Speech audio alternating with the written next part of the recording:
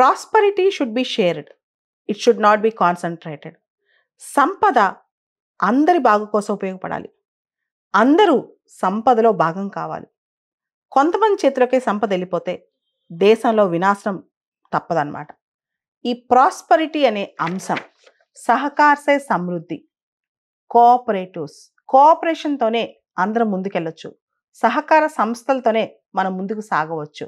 లేకపోతే మానవాళ్ళలో పేదరికం పెరిగిపోద్ది, ఆకలికి పెరిగిపోద్ది, దారిద్ర్యం పెరిగిపోద్ది.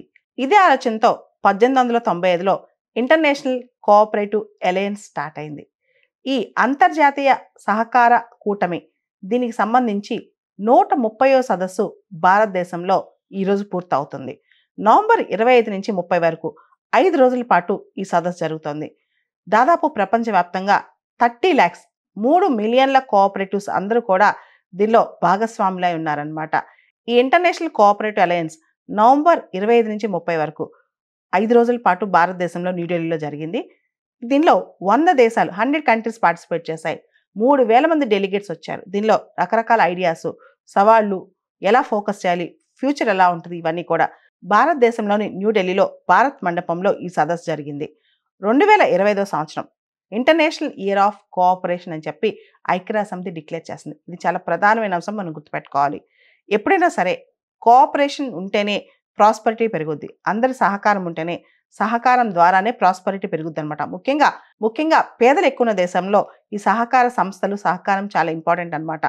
Cooperatives build a better world అంటుంటాం కదా. కోఆపరేటివ్స్ అనేవి, సహకార సంస్థలు అనేవి పీపుల్ ఓరియంటెడ్, ప్రజలతో మమేకమై, పీపుల్ ఫోకస్డ్ అనమాట. పర్పస్ డ్రివెన్, ఒక లక్ష్యంతో టార్గెట్ పెట్టుకుని పనిచేస్తూ ఉంటాయి. దాదాపు ప్రపంచవ్యాప్తంగా 3,000 కోఆపరేటివ్స్ ఉన్నాయి. భారతదేశంలో చూస్తే కనుక 8 lakhs పైన కోఆపరేటివ్స్ ఉన్నాయి. 29 సెక్టర్స్లో ఆపరేట్ చేస్తున్నాయి. ఈ భారతదేశంలో ఉన్న సహకార సంస్థలు దాదాపు 290 మిలియన్ల మంది సభ్యులుగా ఉన్నారనమాట. మన దేశంలో గమనిస్తే అమూల్ స్టోరీ, అమూల్ ఎలా ఏర్పడింది, మహిళా సాధికారతకు అమూల్ ఎలా సపోర్ట్ చేయగలిగింది, ఈ డైరీ డెవలప్మెంట్ ఎలా జరిగింది, అక్కడి నుంచి మిల్క్ రెవల్యూషన్ లేదా వైట్ రెవల్యూషన్, మొత్తం టాప్ మోస్ట్ కోఆపరేటివ్ ఎగ్జాంపుల్ అంటే సహకార సంస్థలు కోఆపరేటివ్ సంబంధించిన ఎగ్జాంపుల్ అంటే అది అమూల్ ఎగ్జాంపుల్ అని చెప్పొచ్చు. అదేవిధంగా ఇఫ్కో, IFFCO, ఫార్మర్స్ సంబంధించి, రైతులకు సంబంధించి, ఫర్టిలైజర్ సబ్సిడీకి సంబంధించి ఇఫ్కో ఎంత సపోర్ట్ చేస్తుందో మనం వేరే చెప్పక్కర్లేదు. ఫార్మర్స్ ఇన్కమ్ పెరగటానికి ఇలా భారతదేశంలోని రకరకాల సహకార సంస్థల సక్సెస్ స్టోరీయే ఇప్పుడు మనకి కోఆపరేటివ్ సొసైటీస్కి ఆదర్శం అని చెప్పొచ్చు. సపరేట్గా భారతదేశంలో అంటే ప్రత్యేకంగా మినిస్ట్రీ ఆఫ్ కోఆపరేషన్, సహకార మంత్రిత్వ శాఖ ప్రత్యేకంగా ఏర్పాటు చేశారు.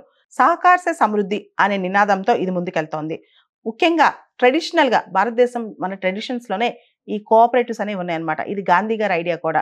అయితే ఈ ట్రెడిషనల్ ఐడియాస్కి మోడర్న్ టెక్నాలజీ జోడించి, ఉదాహరణకి రైతులకు సపోర్ట్గా అంటే ఫార్మ్ టు మార్కెట్ మొత్తం ఒక మొబైల్ యాప్ ద్వారా అందిస్తే ఎలా ఉంటుంది. ఈ విధంగా సహకార సంస్థల ద్వారా కేవలం ట్రెడిషనల్గానే కాదు, ట్రెడిషనల్ మెథడ్స్ ద్వారానే కాదు, మోడర్న్ పద్ధతిలో అంటే కొత్త మొబైల్ యాప్స్ ద్వారా ఫార్మ్ టు మార్కెట్ అనమాట, రైతులకి మార్కెట్కి కనెక్ట్ ఇవ్వటం, ఇవన్నీ కూడా అంటే కొత్త టెక్నాలజీస్ కూడా ఈ సహకారంలో వస్తున్నాయి, తీసుకొస్తుంది భారత ప్రభుత్వం కూడా. భారతదేశంలో మనం గుర్తుపెట్టుకోవాల్సింది 97th అమెండ్మెంట్ మనం ప్రత్యేకంగా గుర్తుపెట్టుకోవాలి.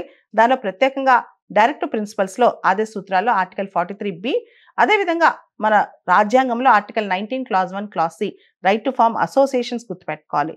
దాంతోపాటు మన రాజ్యాంగంలో పార్ట్ 9Bలో ఆర్టికల్ 243ZH నుంచి 243ZT వరకు కూడా సహకార సంస్థల గురించి ఉన్నాయన్నమాట.